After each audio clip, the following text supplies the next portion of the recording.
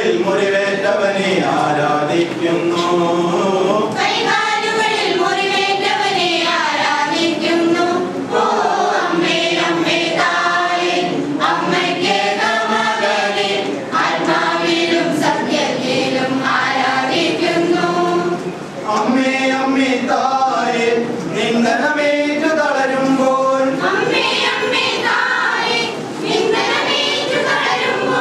നഗ്നനാക്കപ്പെട്ടവനെ ഞാൻ ആരാധിക്കുന്നു.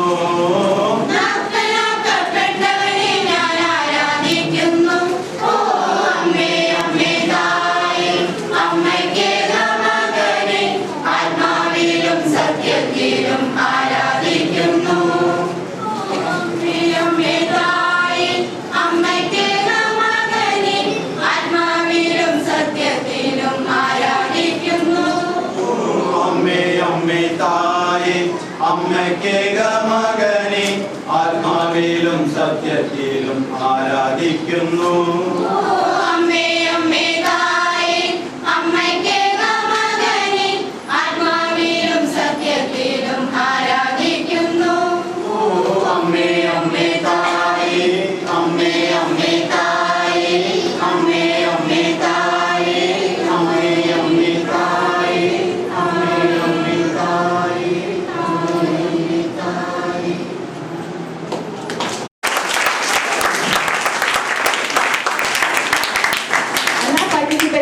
പാർട്ടിസിപ്പേഷൻ ചെയ്തവർക്കും ഞങ്ങളുടെ പ്രിയപ്പെട്ട ജഡ്ജസ്ക്കും പ്രിയപ്പെട്ട ഫാദർക്കും നന്ദി പറയാൻ വേണ്ടി ഞങ്ങൾ ക്ഷണിക്കുന്നത് Mister Dennis George.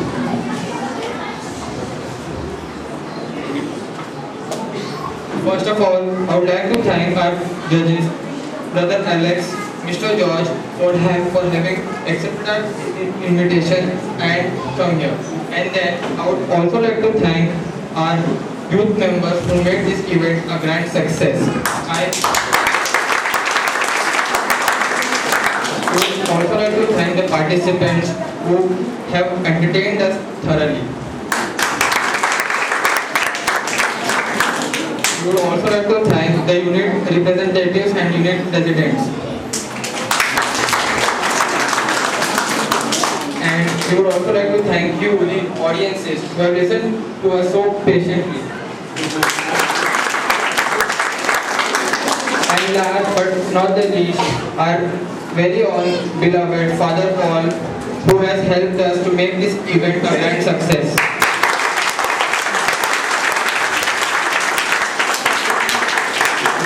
The prizes were sponsored by Mr. K.P. Marcos and Mr. Babu Peter.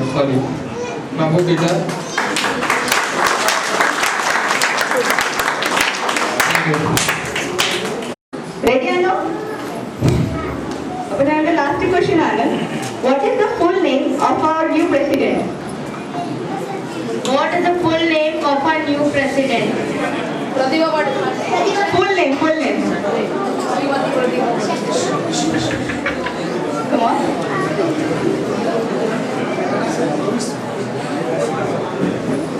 Anybody who knows the answer, please say. Srimati Pratibha Patil.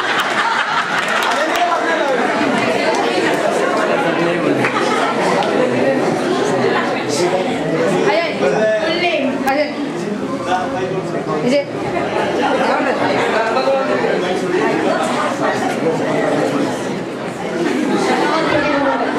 Exactly. A big hand for him.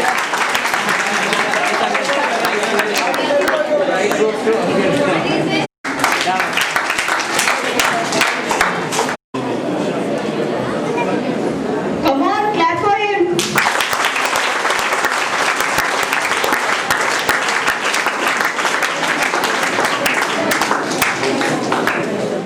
Good evening, everybody. Good evening, judges.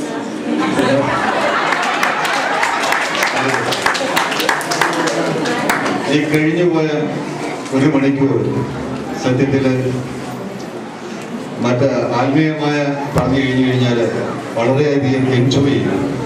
ബഹുമാനപ്പെട്ട വികാരേശൻ അച്ഛന് ഒരുപാട് അഭിമാനിക്കാൻ ഉതകുന്ന വളരെ നല്ല ഒരു സമൂഹം, പാട്ടുപാടി സ്തുതിക്കുന്ന ഒരു സമൂഹം ഇവിടെ ഉണ്ടെന്നുള്ളത് ഇന്നിവിടെ ജഡ്ജ് ചെയ്ത ഞങ്ങൾ മനസ്സിലായി.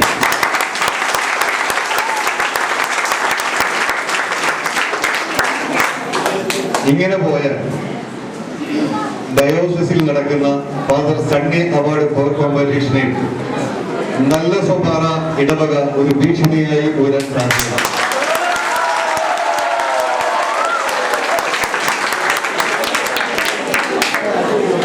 ഡയോസിസിലെ പല ഇടവകളിലും പോയി മാർക്കിടാൻ ഭാഗ്യം ലഭിച്ചിട്ടുള്ള ഒരു വ്യക്തി എന്ന നിലയ്ക്ക് എനിക്ക് അനുഭവങ്ങളുടെ വെളിച്ചത്തിൽ നിങ്ങളെ പുകഴ്ത്തിക്കൊണ്ട് പറയുകയല്ല. ഇവിടെ ഇന്ന് വന്ന 8 ടീമുകൾ ഏകദേശം എല്ലാ ടീമുകളും വളരെ നല്ല രീതിയിൽ തന്നെ അവർ പാട്ട് അഭ്യസിച്ചു. ഇവിടെ വന്ന് കേൾക്കാൻ വളരെ സ്വല്പം ഏറ്റക്കുറച്ചുകൾ ഒഴിച്ചു കഴിഞ്ഞാൽ ഈ 8 യൂണിറ്റുകളും ഏതാണ്ട് അടുത്തടുത്ത് തന്നെയാണ് വെക്കുന്നത്. ആരും വളരെ മോശമല്ല. പിന്നെ പാട്ട് പാടുമ്പോൾ നിങ്ങൾ ശ്രദ്ധിക്കേണ്ട ചില കാര്യങ്ങൾ ഞാൻ പറയാൻ പോവുകയാണ്. സംഗീതത്തെ കുറിച്ച് ആധികാരികമായിട്ട് ഒത്തിരി പറയാൻ അറിയില്ലെങ്കിലും വളരെയധികം നാളത്തെ എക്സ്പീരിയൻസ് വെച്ച് ചില കാര്യം ഞാൻ നിങ്ങളോട് ഷെയർ ചെയ്യും. കുർബാനയ്ക്കിടയ്ക്ക് നിങ്ങൾ പാട്ടുകൾ സെലക്ട് ചെയ്യുമ്പോൾ അല്ലെങ്കിൽ കുർബാനയ്ക്ക് മുൻപ് കമ്മ്യൂണിയൻ സമയത്തൊക്കെ പാട്ട് സെലക്ട് ചെയ്യുമ്പോൾ നിങ്ങൾ ശ്രദ്ധിക്കേണ്ട കാര്യം ആ സന്ദർഭത്തിനനുസരിച്ചുള്ള പാട്ടുകളായിരിക്കണം എന്നുള്ളതാണ്. അതായത് കമ്മ്യൂണിയൻ നിങ്ങൾ പാടുമ്പോൾ സ്നേഹം എന്നുള്ള തീമായിരിക്കണം കൂടുതൽ നിങ്ങൾ സെലക്ട് ചെയ്യേണ്ടത്.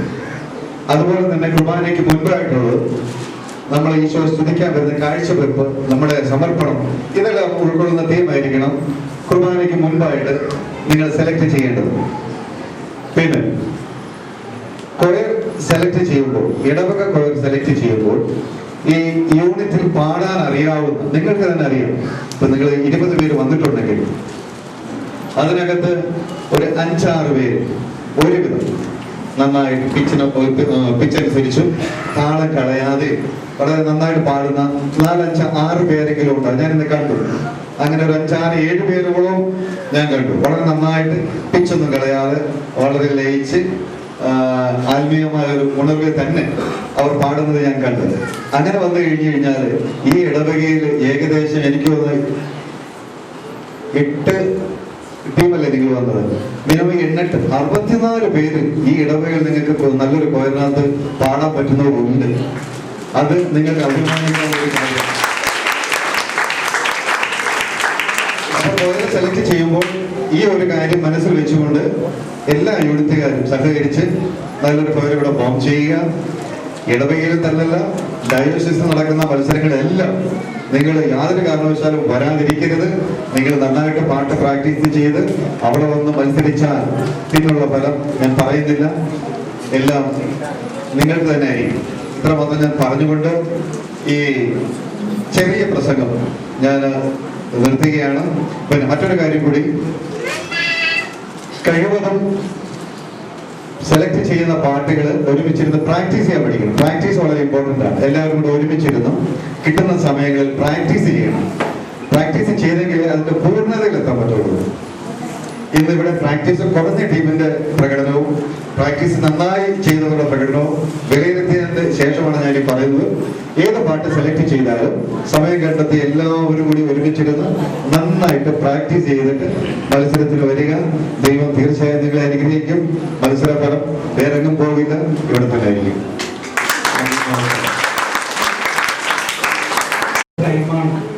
നോക്കി 5:45 ഏതായാലും നമ്മള് റിസൾട്ട് പറയുന്നതിന് മുമ്പായിട്ട് നമ്മൾ 6:15 റോസറി, അതിനുശേഷം ലുത്തിനി ഉണ്ടായിരിക്കുന്നത് നമ്മൾ വെടിയോടുകൂടി ലുത്തിനി ഉണ്ടായിരിക്കുകയില്ല. അപ്പം നമ്മൾ 5 ദിവസങ്ങൾ ചൊല്ലിയിട്ട് അതിനുശേഷം കുർബാനയ്ക്ക് ശേഷം ലതീന്യം. അപ്പോൾ അങ്ങനെയായിരിക്കും തിരുക്കർമ്മങ്ങൾ. നമ്മൾ ജഡ്ജസ് റെഡിയാണ്. ഞാൻ കുർബാന കണ്ടിട്ട് ക്ലിയർ ചെയ്താൽ മതി. ഇപ്പൊ ചെയ്യണം.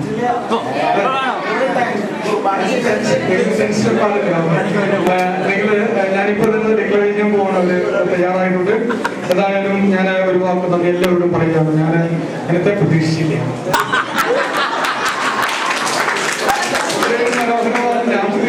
കാരണം വേറെ ഒന്നുമല്ല, നിങ്ങൾ പാട്ടുകാരനാത്തോണ്ടല്ല. ചിലപ്പോൾ എനിക്കറിയാം, ഞാൻ യൂണിറ്റുകളിലൊക്കെ പോയപ്പോഴേ 30 വീടുള്ള യൂണിറ്റ് ഉണ്ട്, 11 വീടുള്ള യൂണിറ്റ്, 10 വീടുള്ള യൂണിറ്റ് ഉണ്ട് നമ്മുടെ പേര്.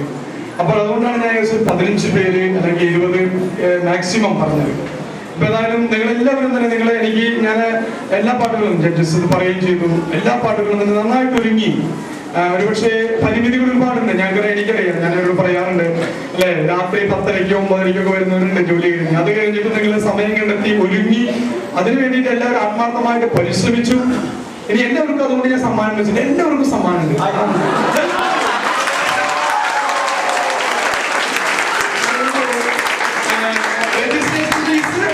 അത് മിക്കവാറും എനിക്ക് തിരിച്ചു കിട്ടും എല്ലാവർക്കും.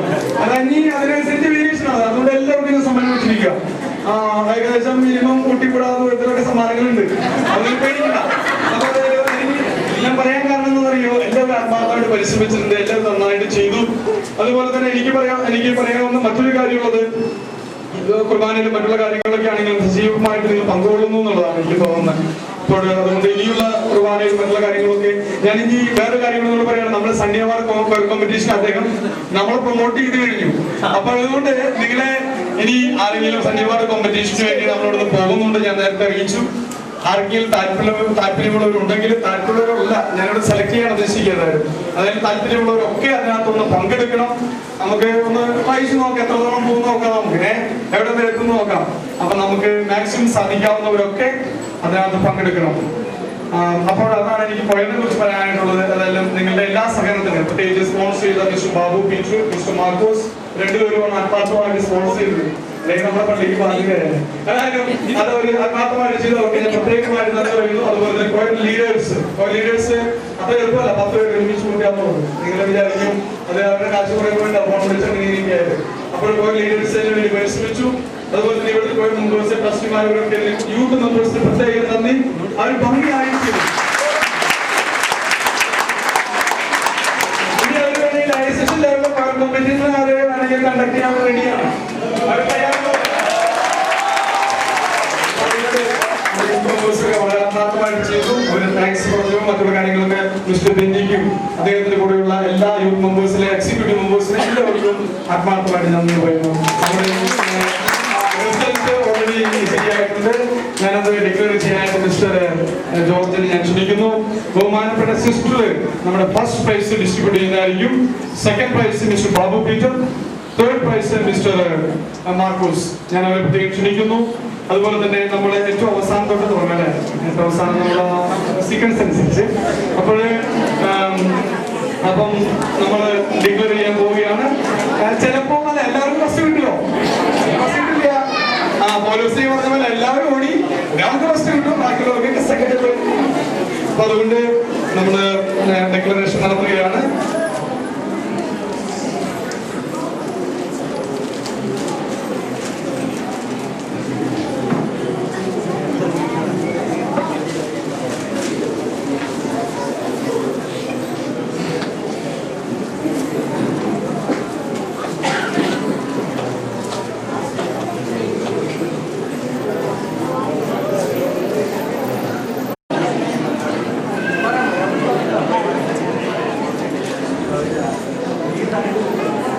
റിസൾട്ട് ഏകാണ്ട് ഭാഗമായിട്ടുണ്ട്.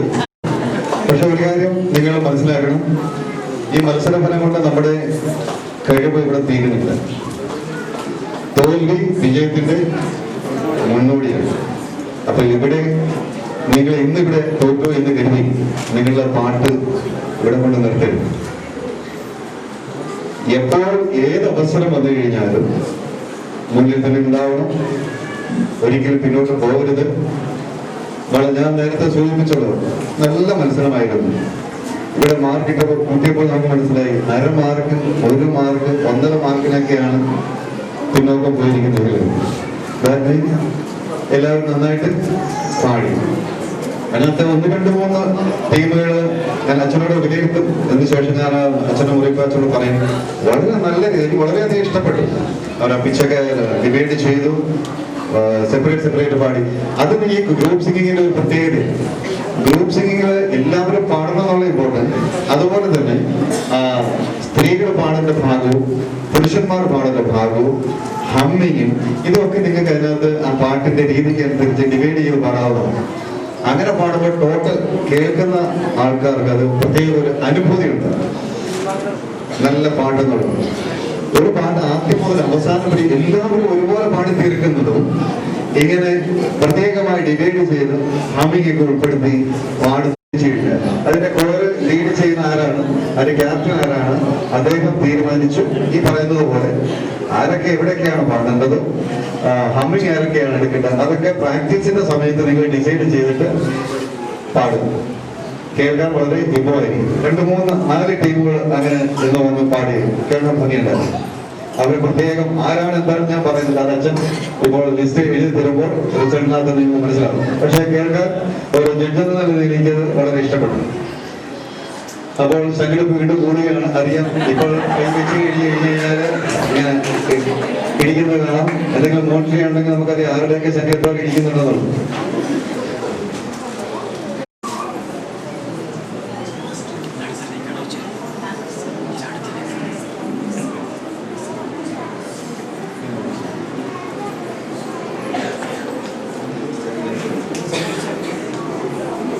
അനൗൺസ് ചെയ്യാൻ പോവുകയാണ്. പുറകിന്ന് തുടങ്ങും. കേൾക്കുന്നവർക്കൊരു പ്രത്യേക സുഖമുണ്ടാകും. നേരത്തെ സൂചിപ്പിച്ചതുപോലെ ഇതുകൊണ്ട് നിങ്ങളുടെ പാട്ട് തീരുന്നില്ല. ശ്രദ്ധാപൂർവം ഇവിടെ കേട്ടിരിക്കുക. നാളെ ഇതുപോലെ ഒന്ന് പാടണം.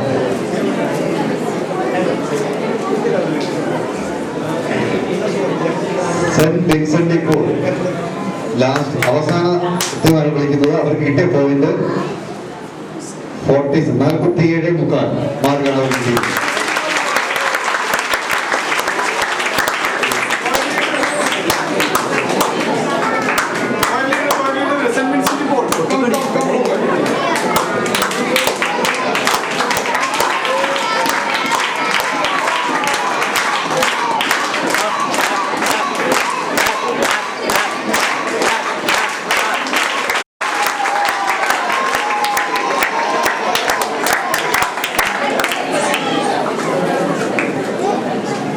അടുത്തത് സെന്റ് തോമസ് യൂണിറ്റ്.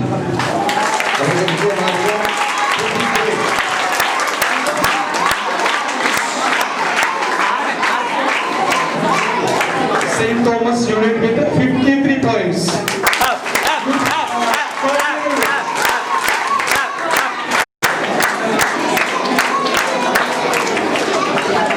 ആറാം സ്ഥാനത്ത് എത്തിയിരിക്കുന്നത് സെന്റ് ജോസഫ് യൂണിറ്റ്. അവർക്ക് കിട്ടിയ മാർക്ക് 55.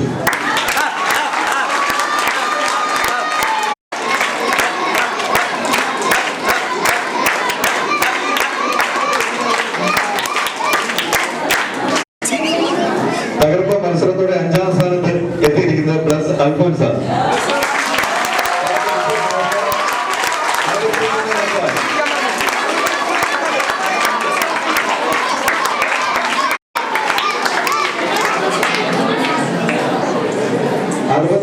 പോയിന്റുമായി saint Mary's unit.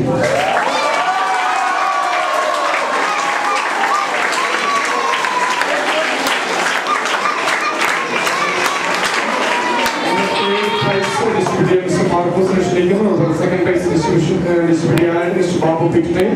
First prize distributed and Sister Teresa Making.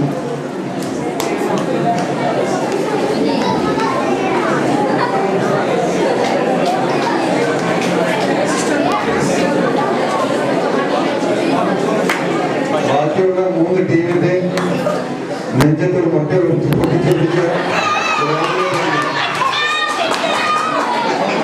3ാം സ്ഥാനത്ത് എത്തിയിരിക്കുന്നത് 67 പോയിന്റുമായി ലിറ്റിൽ ഫ്ലവർ യൂണിറ്റ്.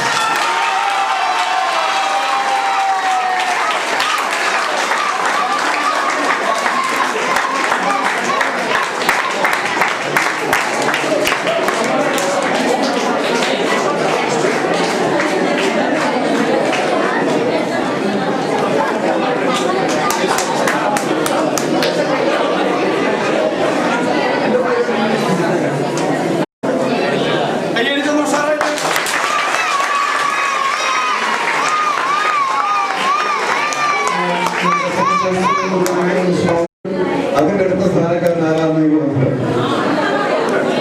ഒന്നാം സ്ഥാനം പറയണം, രണ്ടാം സ്ഥാനം പറയണം എന്നുള്ളതാണ്.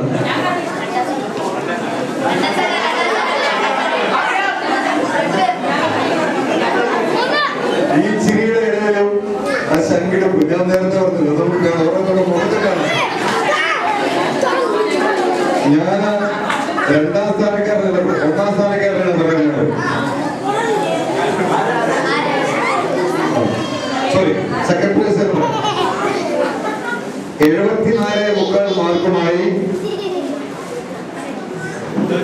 ഈ പള്ളിക്ക് അടുത്തൊന്നും വലിയ ദൂരമില്ലാത്ത ഒരു യൂണിറ്റാണ് ഹോളി ഫാമിലിയിലുള്ളത്.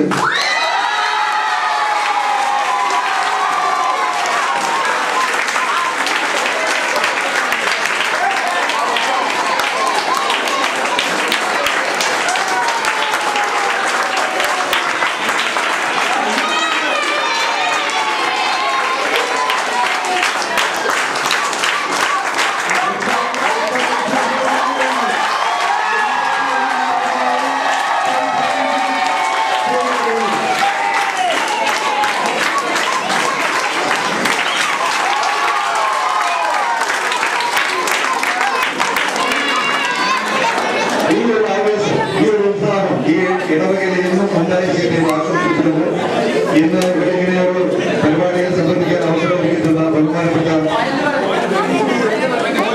81 മാർക്ക്